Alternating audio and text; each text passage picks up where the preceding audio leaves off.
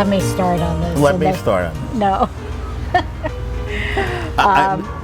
This goes back to the mid-70s, 1970s. And we initially looked on the War Streets, and History and Landmarks had a row of 4 houses for sale. We looked at one of those on Taylor, and it was, it didn't have all the architectural details that we were looking for.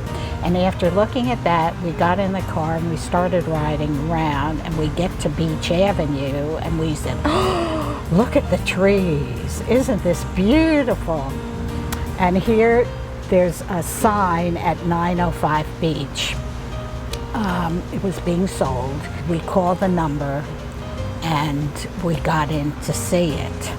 And it had big pocket doors and woodwork and ornate plaster. And we wound up buying that house initially. That's how we got to the neighborhood.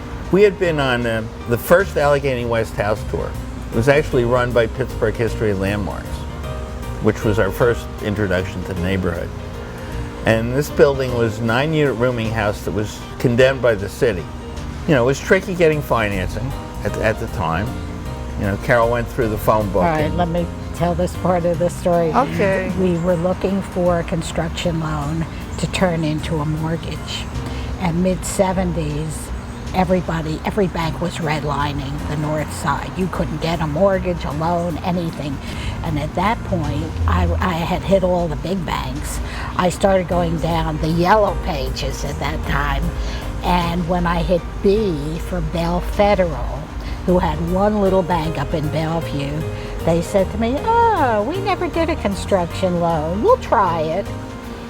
So they gave us the loan to do the work, and we converted it into 5 units, which it still is now. So we did get that done, and then in doing that, we got to know some of the people in the neighborhood that lived here.